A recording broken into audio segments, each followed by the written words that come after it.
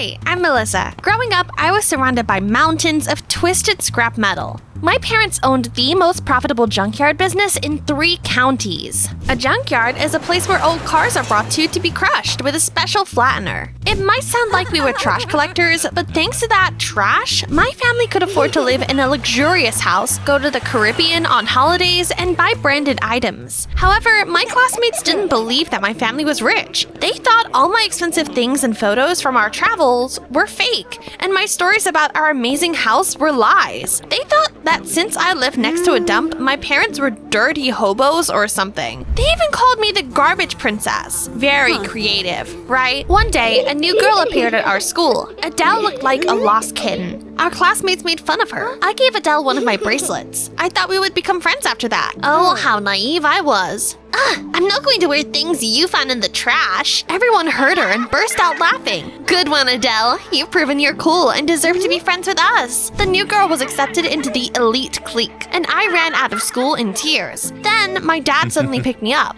He was dirty, and his clothes were torn and stained with engine oil. He did all the work in the junkyard himself and hadn't had time to change before picking me up from school. Look, Melissa's father's a stinking hobo. Sweetie, what's wrong? I want all my classmates to be eaten by a giant ant. That's not like you, Melissa. You're kind. Those kids just don't understand that there is nothing wrong with doing honest work with your hands. The dirt can always be washed off. When we got into our expensive car, I felt that my classmates' eyes were about to pop out of their sockets. Wait, is Melissa rich for real?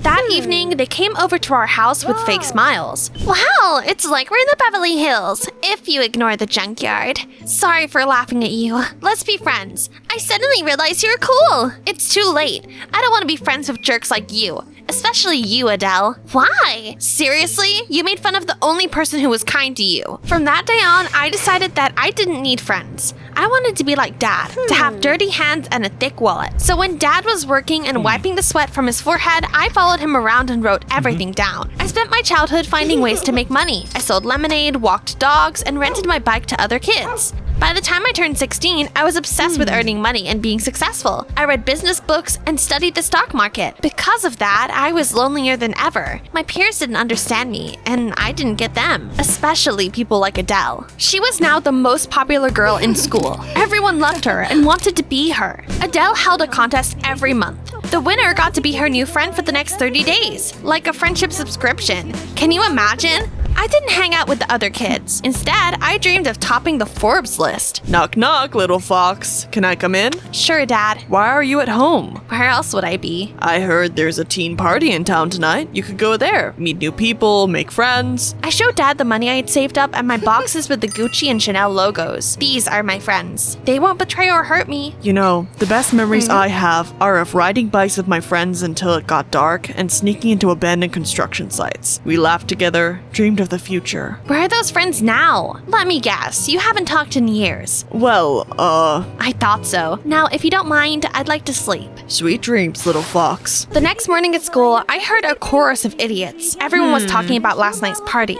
A famous party animal with the nickname Mr. Jungle had thrown it. He always hid his face under a mask of a glamorous jaguar. Mr. Jungle personally chose who could attend his parties. It was the best party ever. I stood in line for 3 hours and paid a fortune to get in, but it was worth it. You're so lucky they didn't let me in. Wait, so you're telling me you don't mind standing in line like zombies at a brain sale and paying real money just to go to a cool party? I'd sell my soul to come to one of Mr. Jungle's parties. I immediately came up with a new business idea. I kept thinking about it all day when I suddenly saw Adele and her hyenas crowd around a new girl called Jill. Whatever, it doesn't concern me. But then I heard Dad's voice in my head. This isn't like you, Melissa. You're kind. I ended up intervening again. Leave the new girl alone. You of all people know what it's like to be in her shoes. I do.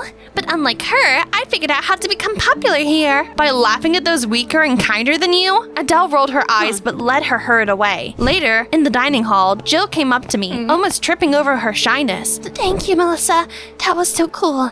Do you want to have lunch together? I always have lunch alone, and I only helped you because I don't like bullies. I'm not looking for a friend. Got it? Yeah, sorry. She left, and I kept thinking about my business idea. What theme should I choose for my party? Cosplay? Hollywood? A creepy night? Not a single concept made me stop and say, this is it. When I got home, I saw that my parents were leaving. You were right, little fox. I haven't seen my school friends in years. Your mother and I have decided to go on a small trip and visit everyone. What about the junkyard? It will be closed for now. Ben will be keeping an eye on it at night, though. Ben was a security guard, a ripped giant who looked tough but had the heart of a child. You have a good time too, sweetie.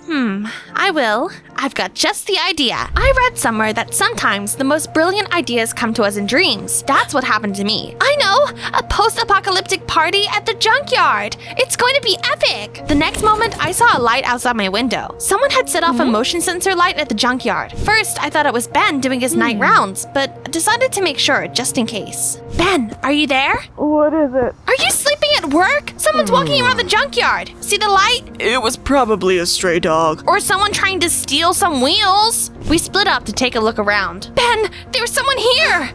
However, by the time Ben got there, the guy had already run away. Don't you dare fall asleep again! Roger that, little boss lady. By the weekend, I had cleared a part of the junkyard for the party. The decor cost me $0. Why spend money? It already looked post-apocalyptic. After that, I printed flyers with all the information and shoved them into the lockers at school. I already had the security guard for the party, Ben. It's going to be crowded here today. Keep an eye on everyone. However, only a handful of people came that evening. This is officially the lamest party of the century. Everyone kept whining that it was boring. I had to refund the entrance fees. Yeah, that time, reality truly slapped me in the face. I could help you with the next party? No thanks, I don't need your pity or free help. After everyone had left, Ben and I stayed behind to clean up the paper cups. I was thinking out loud and trying to figure out what I had done wrong. I know, I should go to Mr. Jungle's party and find out the secret of his success. Ben snorted. Then we both heard a rustle and went toward the sound. The guy I'd noticed that night was hiding behind a pile of cars. What should I do with him, little boss lady? Let's turn this thief over to the police. There is no need for that. I didn't do anything. You have 30 seconds to change my mind. My name is Daniel. My parents sent my grandfather's car here, but that car is his whole life. I just wanted to return and fix it. I'd give your story a 4 out of 10 on the pity scale, but it doesn't work on me. Everything here belongs to my family, and you tried to steal a car. I could buy it back. I heard you say you wanted to go to Mr. Jungle's party.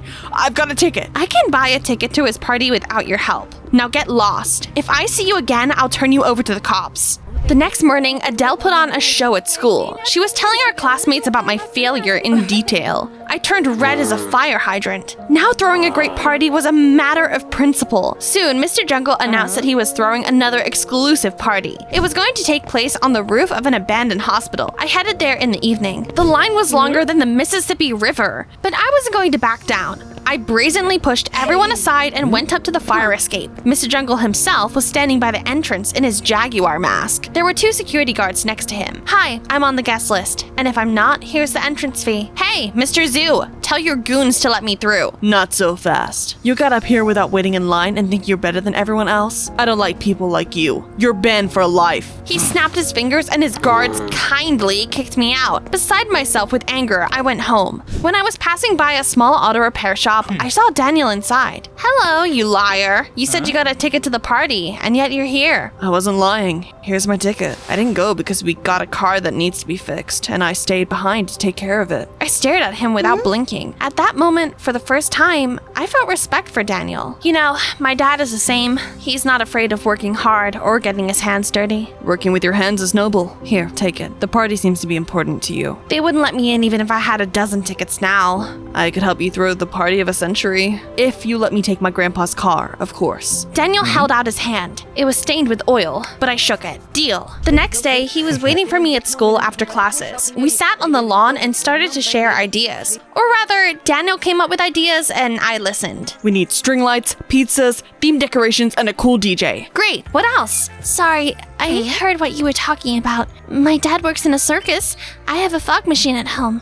I could borrow it. Okay, Jill, welcome to the team. That evening, we prepared the spot for the party together. First, we brought the equipment for the DJ. Next, we built a bar out of old tires. Then we hung up string lights. Finally, I made a couple of posts promoting the private party. I didn't sign up for this. Oh, please. You weren't a good security guard anyway. Everything looked great, but I was still afraid the party would flop again. What if this time no one came at all? I decided to add another post saying that Mr. Jungle would be at my party. I figured a harmless lie wouldn't hurt. When everything was ready, Daniel showed Jill and me a picture of his grandfather's car. It must be here somewhere. Wow, it's beautiful. It's a real retro car, a rarity. Any collector would pay good money for this baby. But for my grandfather and me, the car is more important than money. He taught me how to drive it, and we fixed it to go fishing together. The car is still working. My parents sent it here without saying anything. Then let's find it.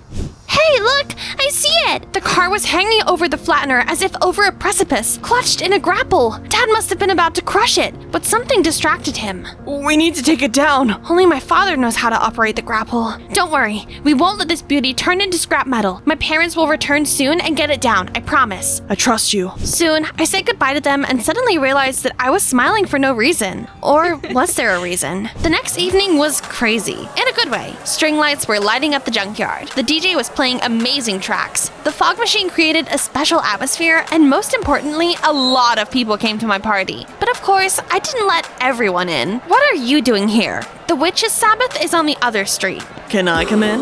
You're a guest of honor. I asked a guy from school to take my place and danced with Daniel for a while. Then we heard some noise by the entrance and went there. Who invited you, Scarecrow? Get out of here! Hey, let her through. She is my friend. I realized why I had been smiling yesterday. The reason was simple. I made friends. Then I looked at the line and blurted out, surprising even myself. Come on in, everyone. Everyone who hasn't been invited to exclusive parties before. Everyone who was called weird or not cool enough. The crowd cheered and rushed to the dance floor. Adele managed to slip through and immediately grabbed the microphone. And where is Mr. Jungle? Didn't you promise he would be here? I guess Melissa tricked us. Everyone froze and stared at me. But then Jill pulled a jaguar mask out of her backpack and put it on. Mr. Jungle is here. That's right, I'm a girl. There is a microphone that changes my voice in the mask. I staggered, shocked. A wave of delight swept through the crowd, and Adele ran away, choking on her anger. Wow, I never would have thought that you were Mr. Jungle. You know, when you're a rich heiress and the king of parties, everyone wants to be friends with you.